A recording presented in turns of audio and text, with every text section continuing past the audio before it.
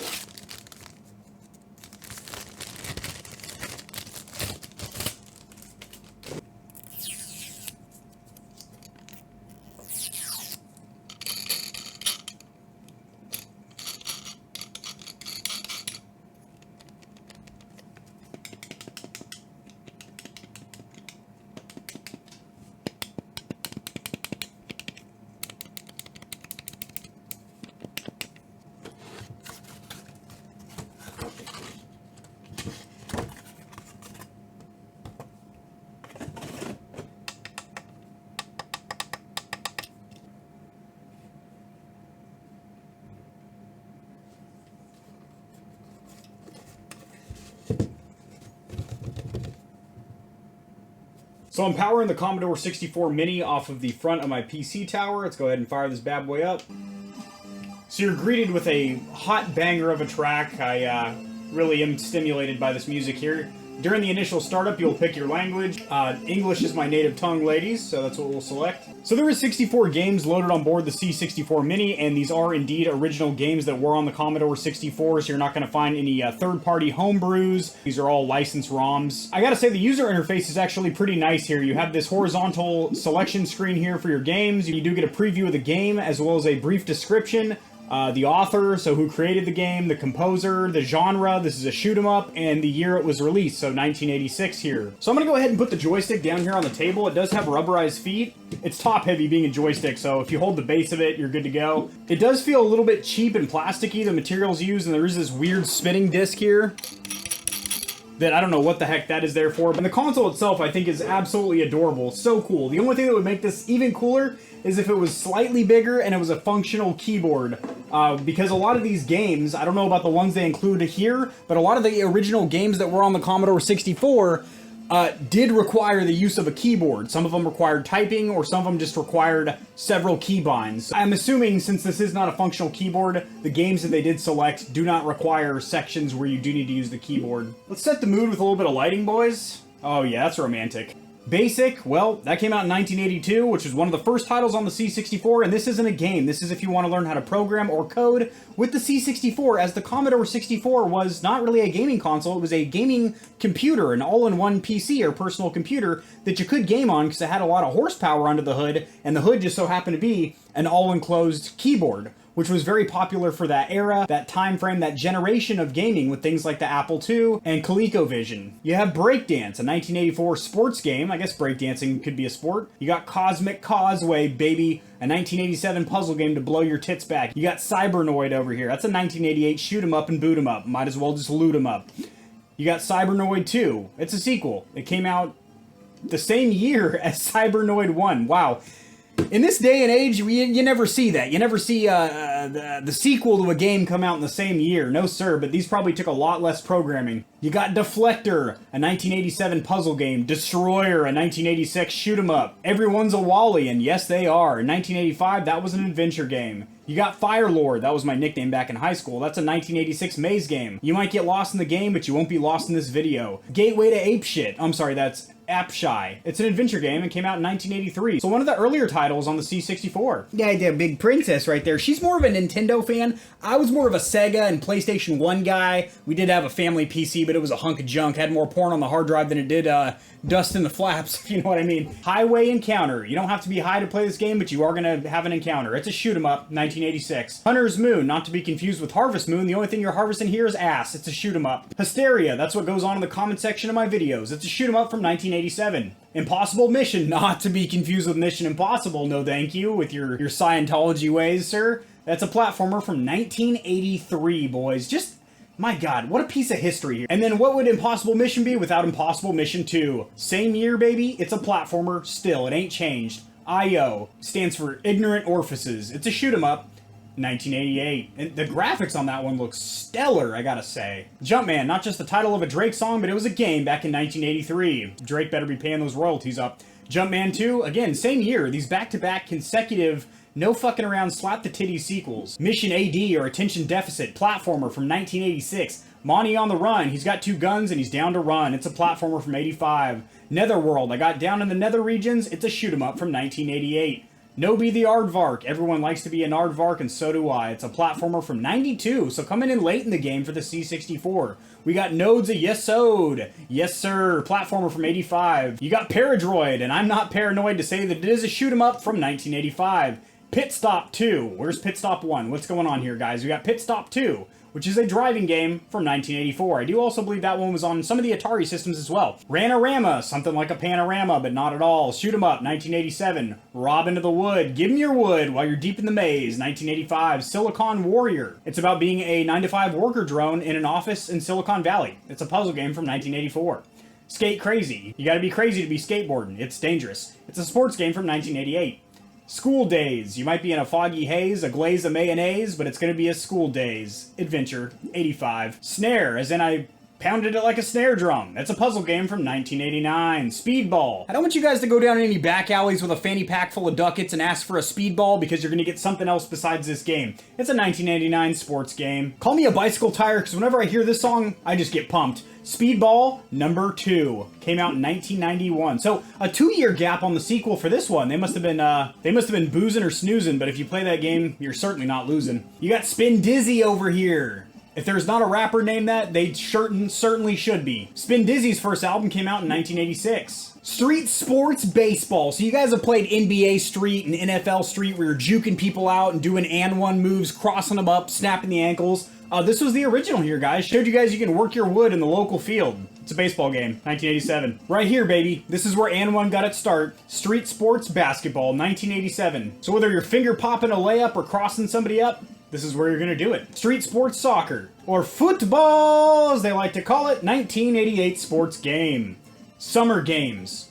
Technically, you can ride a bicycle year-round, but you can do it in the summer as well. That's a 1985 hit. Super Cycle. This is where Road Rash got its start. Sit on 750cc's of screaming motorbike. It's a 1986 sports game. Sword of Foggle. It's a 1983 adventure game. Kind of a dungeon crawler. Temple of Ass Pop Trilogy. That's an adventure you'll go on. Started in 1985. The C64 Hall of Fame.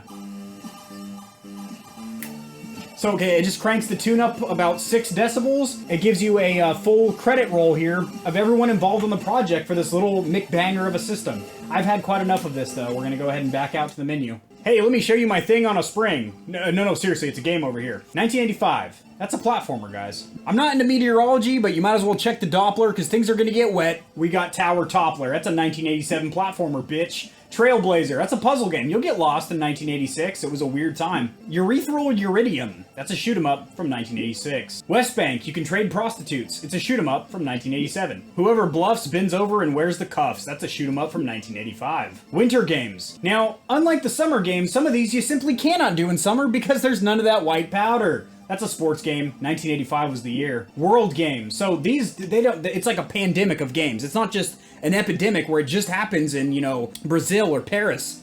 These are games across the world, guys. 1986. Zynaps. Shoot 'em and boot 'em. 1987. And we're back around to Alley Cat. We got right around through it, guys. We already know we speak English. But if you need to change your language on the fly, you can do it with this little thought bubble right here. This little monkey wrench here, that is for your settings. Keyboard settings, of course, we still want to use a US keyboard.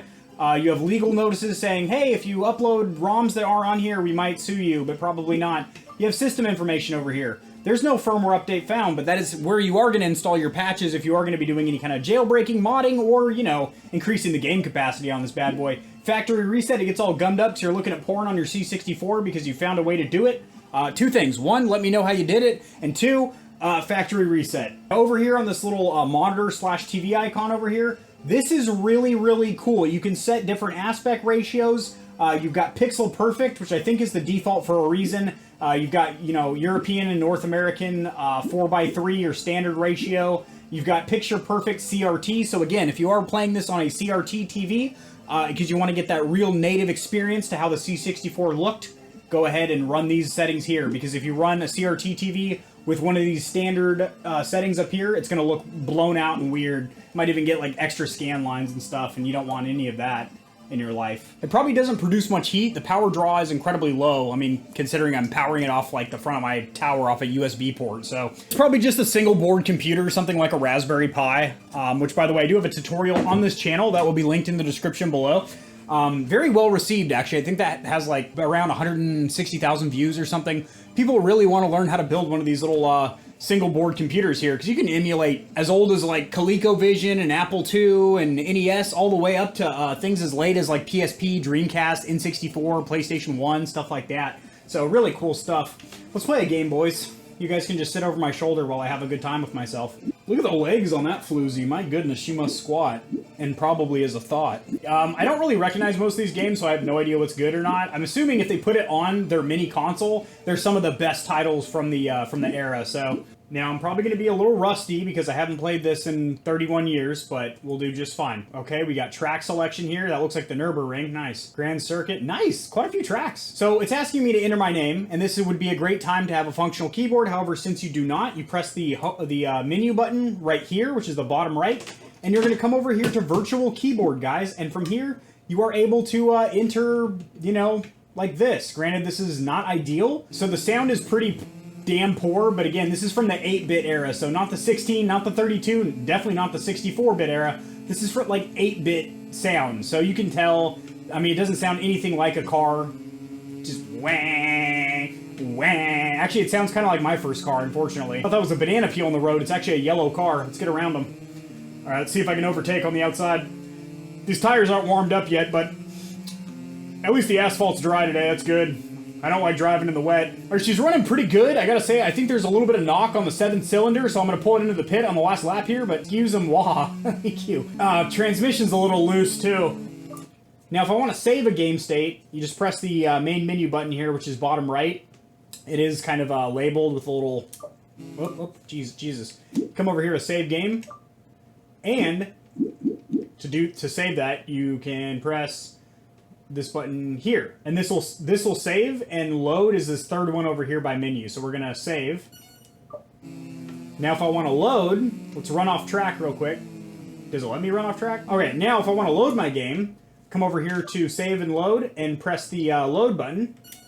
Boom. Pops me right back to when I was hauling ass. That is awesome. Now, I do wish you could sort these, sort the game library by either genre or year. So the reason I want to pick one of these later titles is I want to see kind of the end of the life cycle for the Commodore 64. So basically when game developers really knew the hardware in and out, knew the guts of it, so to speak, and could really get deep with their programming and make really good titles. Quite a bit of a load time for such an old game. Usually these things just load instantaneously because the game file's like a couple of megabytes, if that, probably a couple kilobytes. Yeah, I could go probably my entire life without playing that ever again. Alright, we got Nudes of Yasad. Oh, Nodes of Yasad. Now, from the main menu, if you don't like this music for whatever reason, you have no soul or whatever, you can press this button right here, and it will make it to where there's no, you still get the sound effects, but the background music is muted. This is actually the first Call of Duty. Get wrecked, noob. Eat a big old bowl of schmeckles. He must be running the sleight of hand perk. Maybe we have a mop. We're gonna need to clean up on aisle 3. Dude, call me Neo the way I'm dodging these bullets that don't look anything like bullets. They just look like little spitballs that they're shooting at me. Oh, you're hiding in cover. What a pansy ass. All right, I'm gonna peek this guy. All right, I'm pushing. Yeah, head to the gulag. Why don't you ready up in the lobby next time? What? Why are these prostitutes shooting me? I've always been so good with the ladies. Why are they shooting at me? You know what? I've had enough of it. So let's go ahead and save a game state here. And as you see, there's 4 brand new game states here because it's per game. So that's pretty cool. So something I don't think I've mentioned yet, the maximum output of this console is 720p, which is literally all you need for something like this. So I don't even know why they have 2 big buttons, because every single game I've tried thus far, literally both the buttons do the same thing. Like, one of them should be jump, but to jump you just press up on the stick. Okay, he just does a speed jump if you hold it up. Interesting. A little crouch action there. Kind of reminds me of Halo. Dang, that dude was a bullet sponge. He took so many rounds. What is this power up down here? Is that ammo or health or something? I got bent over and taken to Pound Town that round. This thing comes with 1 joystick. Almost, actually, to my knowledge, every single mini console that I've tried comes with 2 controllers, because this is kind of like a party game kind of thing. You put it out on your entertainment center, people walk right around your PlayStation 5 and go straight for the retro console. It never fails. So when you're trying to do the fast movements, the stick, I'm not going to say it's not responsive, but because it's so stiff, or like so, what's the word? It has so much resistance, you can't really do quick movement changes. So if you're playing like a fighting game or something, I don't think there is any fighting games, beat 'em ups, or brawlers on this console, but if there were, the stick is not great for like quickly changing direction or anything. It's just like, it seems like it just wants to go in the same direction for like quite some time. Oh my god, this soundtrack hits. And that is not sarcasm, this thing smacks. I mean, as good as an 8-bit soundtrack can sound. Yeah, I have no idea what I'm doing. I'm just pressing the same button and jumping around. I don't know if this was produced by DJ Khaled or what, but this goes. Okay, it's an 8-way. See, because up, down, right, left, and then I can go diagonal as well. So it's an 8-way D-pad. Or not D-pad, stick. It's a joystick. Okay, this one's actually kind of fun. Finally something I'm good at, or decent enough to not die, like, instantaneously. Eat dicks.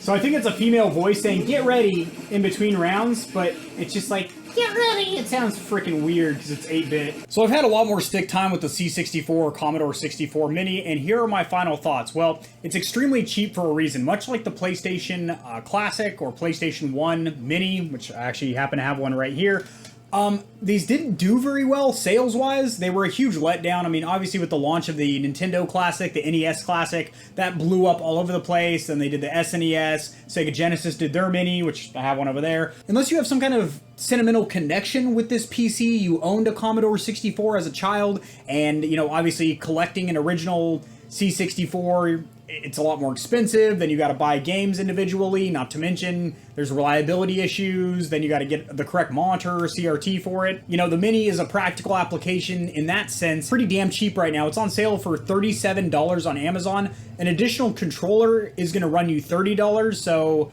you know, add that up, you're looking at $67 for a 2-player experience here. And some of the games on here do support 2 players. Like it even said in the menu, how many players are playing. You can select 2 players. But it includes 1 controller, which I think is kind of a letdown. That might be part of why this console dropped so quickly in price, but I think the main reason is, unlike the NES Classic, the SNES Classic, the PlayStation Classic, the Genesis Classic, those games are all 16 and 32-bit remakes. This is 8-bit games here. They're not very...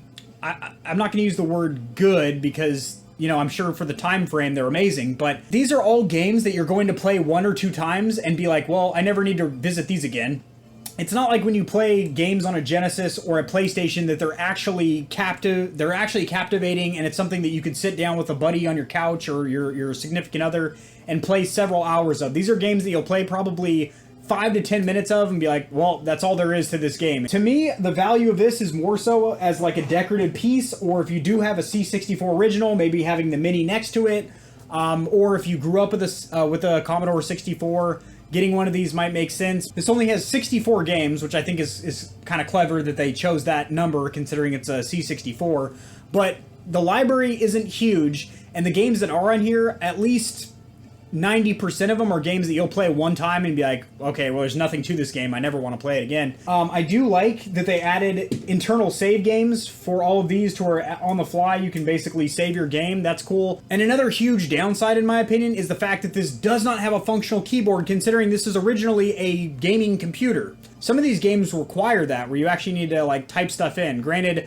none of the games that I saw preloaded on here required you to like really use a ton of keybinds or anything like that, but that would make this console a whole heck of a lot cooler. Now I'm going to hold off on the disassembly of this particular unit right here. I will have pictures on screen right here of what the internals of the C64 look like in case you're curious, but we are going to do a separate video, which might actually be a multi-episode series, customizing the C64 here, most likely putting a RetroPie single board computer in there so it can emulate a whole ton of other consoles from inside this little box right here. As I do have to say, I mean, this little 3D printed box here is kind of cool, but there just isn't a whole lot to the games. There's only one controller, and the controller that you do get, again, for like fast movements in those shoot 'em ups and also with those Space Invader style games, you can't quickly change direction because the stick is so firm, I guess you could say. For $37, I don't really feel upset with the purchase because now I have this case that I can do a cool build on, and this adds to my collection, which for me, you know, having a YouTube channel, I'm trying to build a sweet retro collection here and whatnot. But for the average person, unless you grew up with this console, I can't really foresee you being too satisfied with this when there's other kick-ass minis out there like the SNES. Dig some time into and have a good time. This probably isn't it. If you're a collector or you grew up with the Commodore 64 or you have 37 bucks burning a hole in your pocket. Alrighty guys, hopefully you enjoyed this video. It did run quite a bit longer than I had initially planned, but the timestamps hopefully helped you to jump around to the exact chapter or what you were interested in, whether that's the unboxing, which